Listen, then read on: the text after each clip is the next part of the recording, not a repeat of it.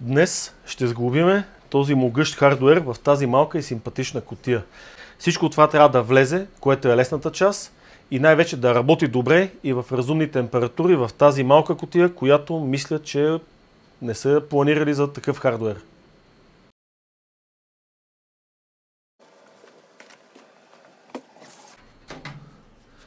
Добре, това е интересната кутия D300 на Jones Bow. Едно от нещата, които са интересни в нея е овалният темперет глас, което така, при подходяща заигравка с осветлението и с компонентите може да стане доста ефектна машина. Дъното ROG Crosshair Genie е едно малко бижу. Едно от малкото висок клас E-Mate-X дъна за AM5 процесори.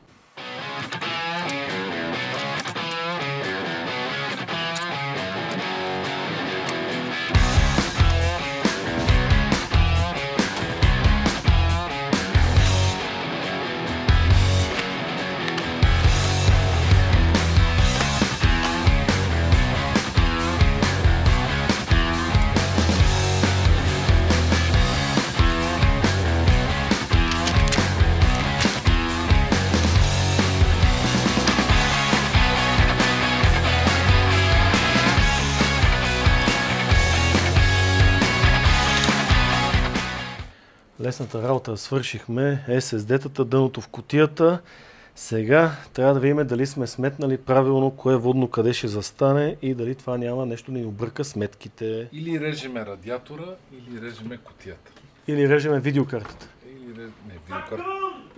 Видеокартата, какво да и режеш? Там се обажда някой. Ще е мъничка.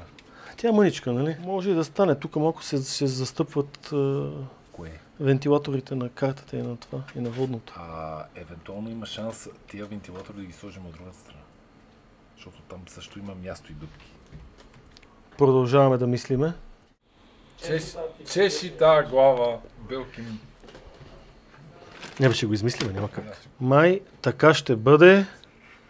Нямам много и други идеи как да вкарам два тройни радиатора в E-Mate-X кутия. Единственото, мръдните кебабци, единственото, че тук ще видим естетически как ще застанат двете перки и после как ще хлади. Абе, това е микро ATX, мега яко ще стане. Ако работи, да.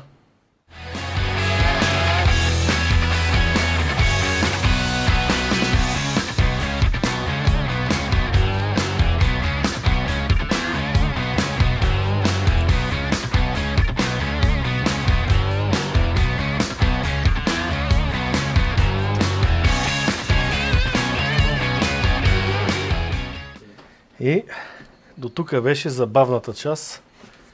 Сега идва досадната част.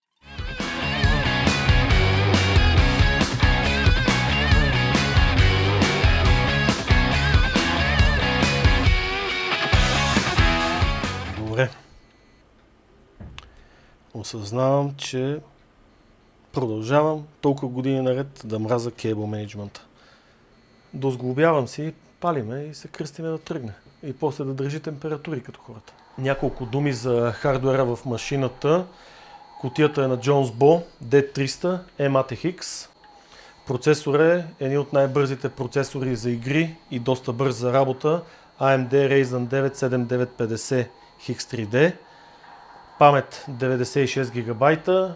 Видеокартата е гигабайт RTX 4090 Aorus Extreme Water Force, приводнена с 360 водно охлаждане.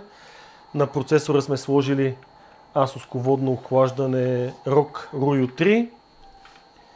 1300 W MSI захранване храни всичко това. Тук операторче, може да видите тази машина до една сравнително голяма кутия.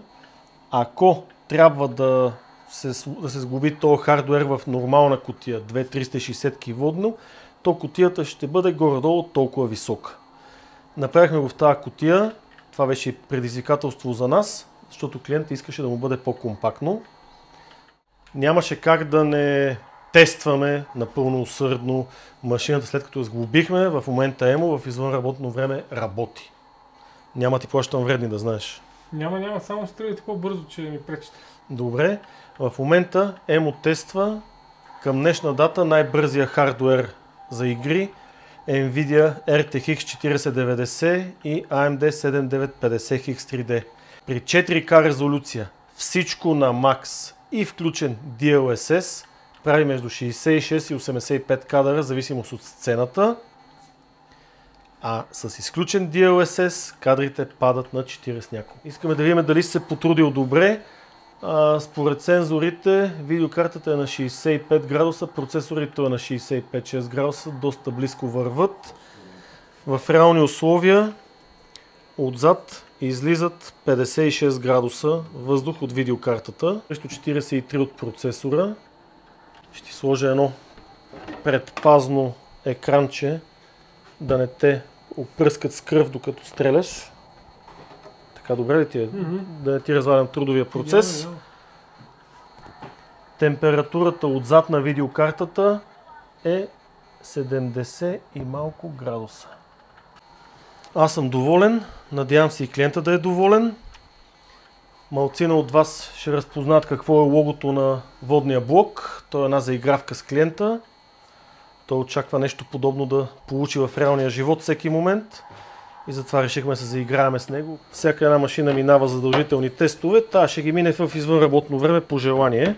Малко повече. Понеделник има време, така че не се притеснявай. Утре издължаваме. Утре не работиме. Аз ще дойда да отворя. Аз ще затворя отвътре. Ще запра вратата. Надяваме се да ви е било интересно видеото. За нас беше истинско предизвикателство да направим толкова мощен хардуер в толкова компактен размер и той да работи добре и стабилно. Тая машина няма се ползва само за гейминг, затова са и част от параметрите многото памет, бързите и големи дискове, но това вече си е работа на клиента. Пожелаваме му да си я ползва със здраве и безаварийно дълги години.